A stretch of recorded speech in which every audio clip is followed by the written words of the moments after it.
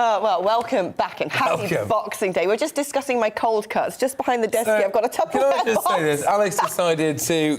I don't know how you're feeling this morning. I'm absolutely knackered. But Alex decided to, I think the best way is unsheath a Tupperware full of foul-smelling meats and mouldy cheese and just leave it next to me.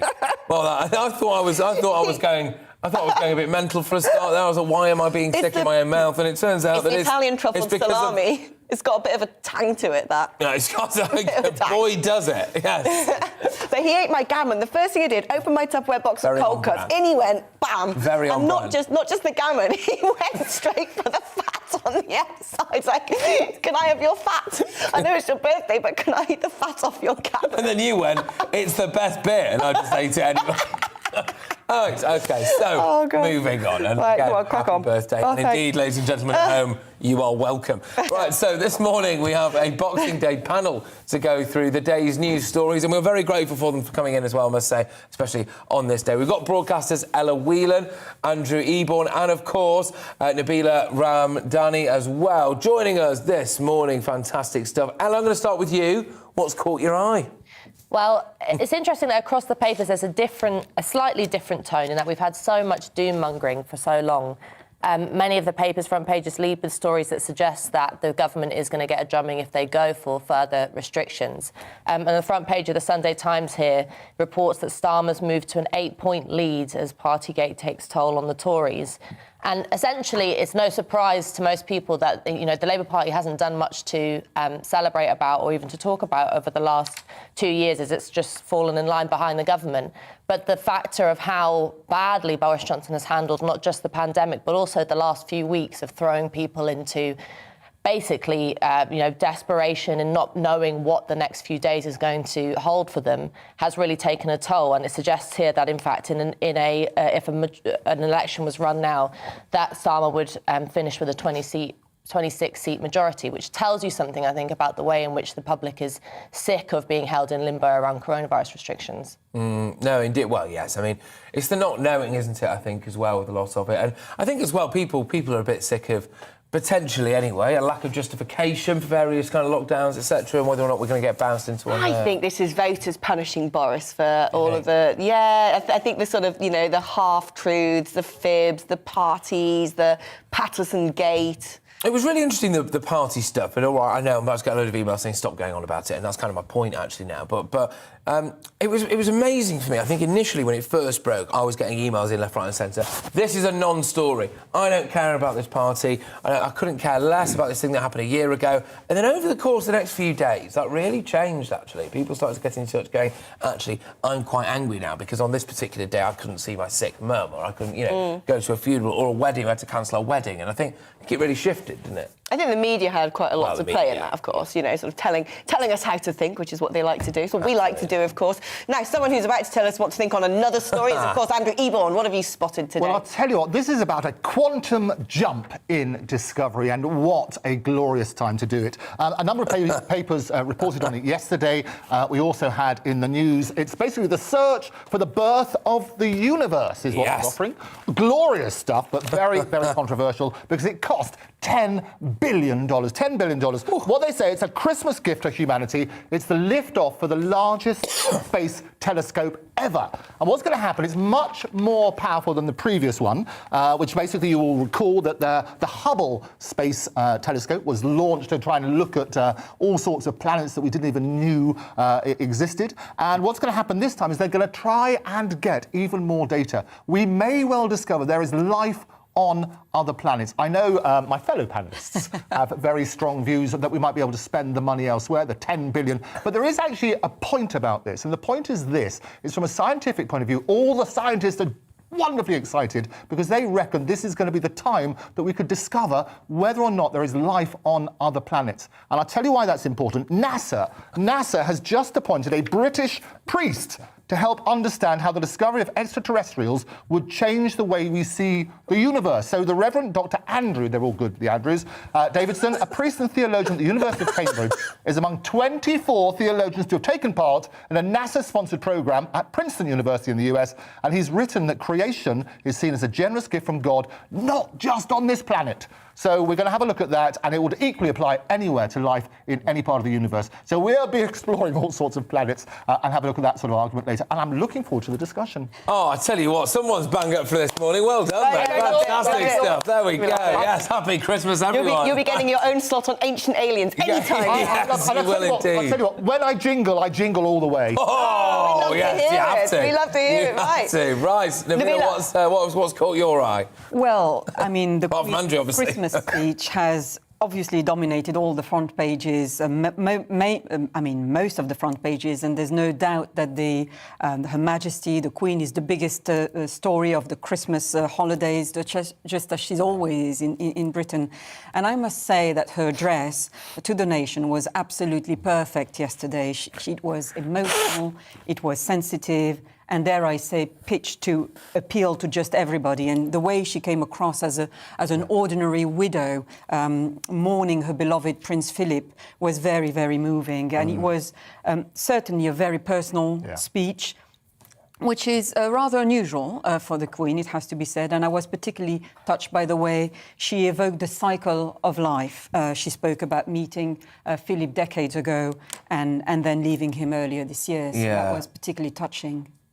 It was very touching, actually, and I think actually, frankly, quite relatable. I think about that because, we have all, I'm sure, we have all been affected massively, obviously by this pandemic, whether it was actually losing loved ones or not being able to be with them, etc. And I think I'll never forget actually, really that.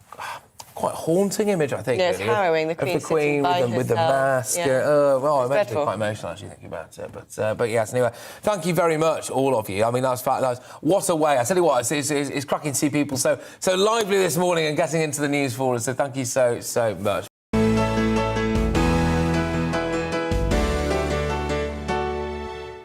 Welcome back. Now, this morning, we have a wonderful Boxing Day panel to go through today's news stories as you're getting up the fabulous broadcaster Ella Whelan, the inimitable Andrew Eborn and the gorgeous Nabila Ramdani. They're joining us all this morning. Now, Nabila, tell me I wanted to be the gorgeous one.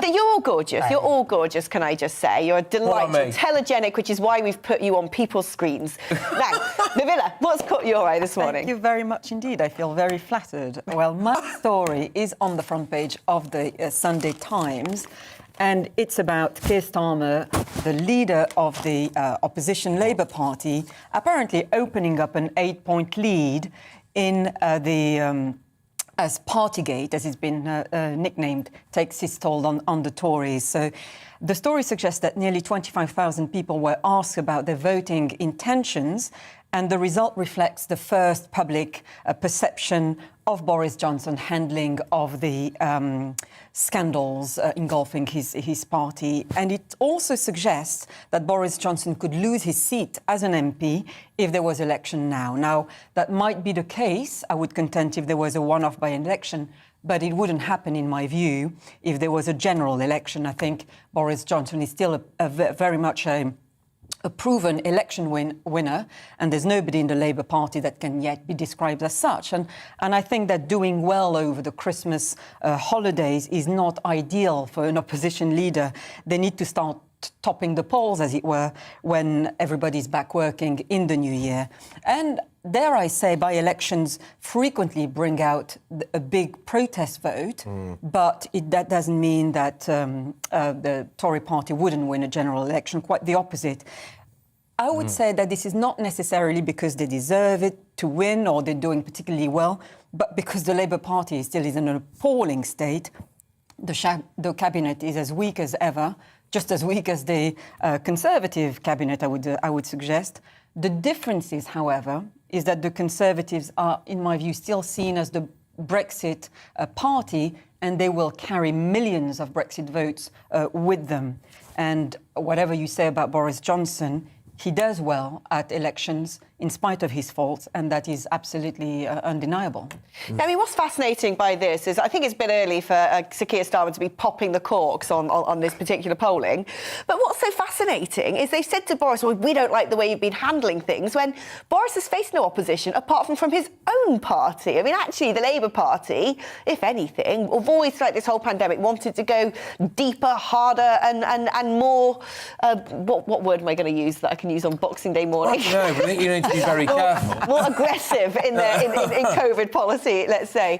And I mean, they haven't been in opposition at all. If you were going to come up with something that the Labour Party wants to do with our country, it'd be really difficult to find a single policy. Well, that's the thing. I think there's nothing to suggest that there's a Tony Blair figure, as it were, in the Labour wings that will revive. Tony Blair figure in the wings, I can tell you. Absolutely. That will revive the Labour Party, and I think what the Labour Party needs is a new Labour Party, and there doesn't seem to be one at the moment. OK. All right, Andrew, what's been catching your eye in the news? I'll tell you what, from Santa Claus to Santa Paws, I thought we should have some good news. Get away from COVID, get away from politics, and it's breaking news. So this is a tale from the bark side. This is about Staffy has been given a miracle surgery, just hot off the press, after eating 6 packets of chocolate coins. Can you believe it? Wow. 6 packets of chocolate coins.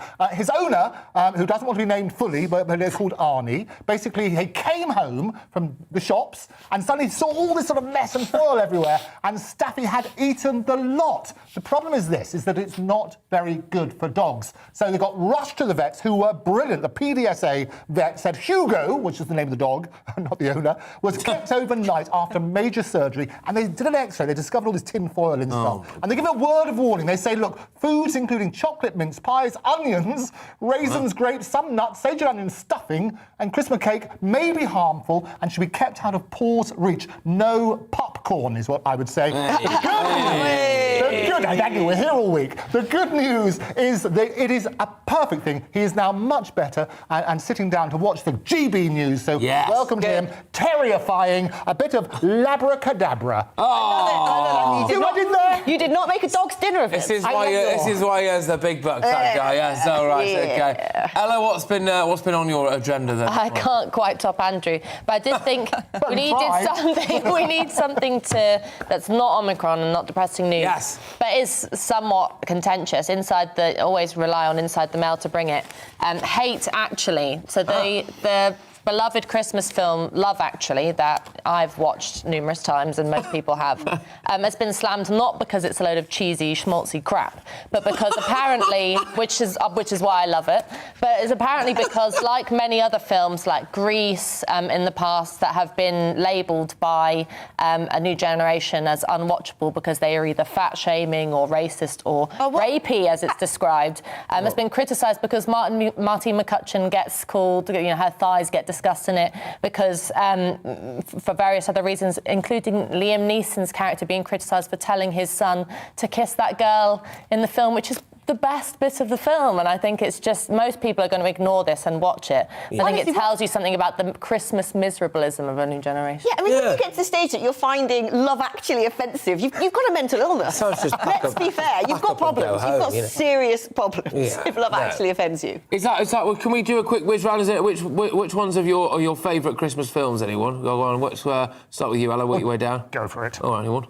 I watched for the first time. My mum sat me down and showed me It's a Wonderful Life. Oh, that is. Yes. And we were all in tears. What is it? Do you want a moon, Mary? I'll throw a lasso around it. That's the one, isn't it? Yeah. I've not just made that up. But yeah, it's the one, the black and white one. Anyway, right, OK. Moving on. Andrew, what's your favourite Christmas? Well, I have to say, if you want to draw a crowd, start a fight. So I reckon Die Hard, which is obviously a Christmas movie. Obviously. That is brilliant. But I agree with you. I love those sort of old movies, the black and white ones. It feels like a real Christmas, doesn't it? It does indeed. Nabila, have you got a favourite Christmas movie?